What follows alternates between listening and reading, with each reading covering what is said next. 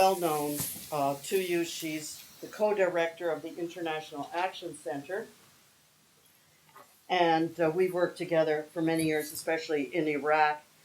She is a coordinator for the United National Anti-War Coalition, author of, I think most recently, War Without Victory, and she's an organizer of many, many past major anti-war actions in the United States, and also responsible for so many excellent publications from the International Action Center. Sara, can you come up here? It's been such an interesting panel, let me just say. Uh, a big thing on Syria, and a reason that the U.S. is determined to destroy it, to shred it, to rip it apart, is that it is a secular state, and there's nationalized property. And as Barbara described, there's a rich culture. There's enormous, whether it's in TV, or it's archaeological, or it's the high educational level, or it's the fantastic, I mean, really the medical schools, top notch, the pharmaceutical industry. Uh, they want to destroy all this. And they also, it's what they want to destroy, it's what they're targeting in Iran.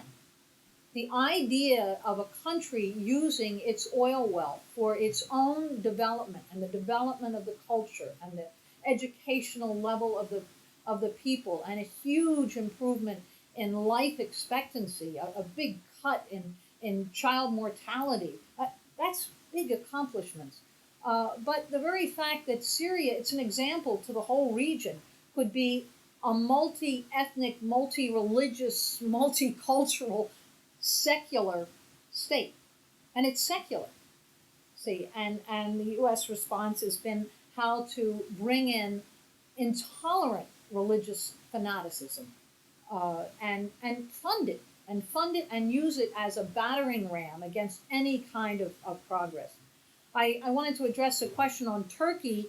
Can the movement there upend U.S. plans? And I don't know where this is going, but one thing I do know, and that is the imperialist war planners, and they do endless war games. But the one thing in their arrogance they always underestimate is the power of the people to organize and understand what's going on and take their own actions.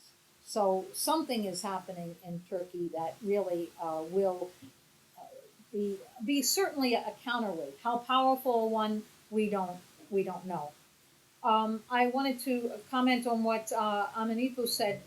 In the U.S., it's absolutely a war against Islam. I mean, there's just thousands of Muslim people who've been framed up, who've been targeted, who've been jailed, who are doing long prison sentences. They're folks from all over the entire region, from South Asia to through who secret rendition, kidnappings, torture, secret prisons. 100 U.S. secret prisons. It's not just Guantanamo.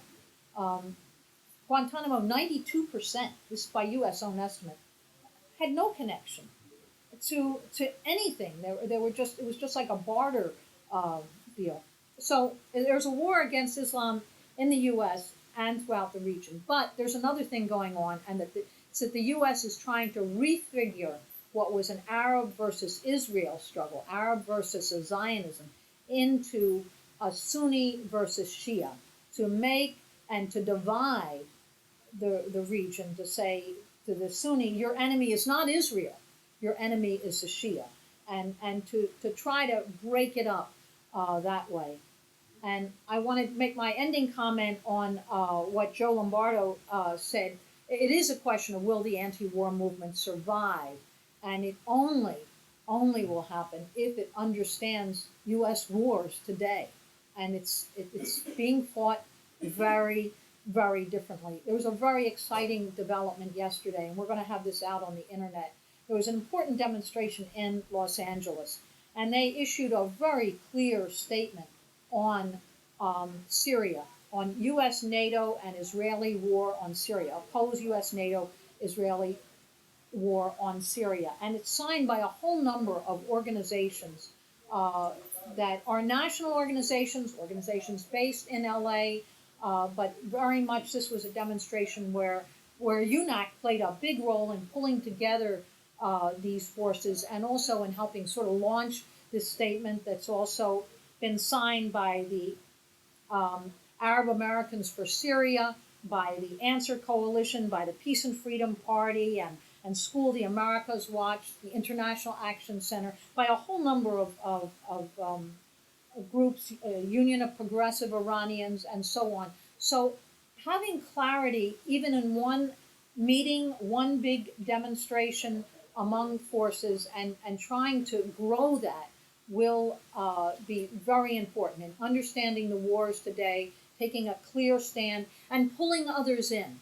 Because you can have a great position all by yourself. That is not going to be how we stop U.S. wars. We do it by really fighting together, linking arms, joining forces in every way we can. And thank you, Barbara, for organizing this great time.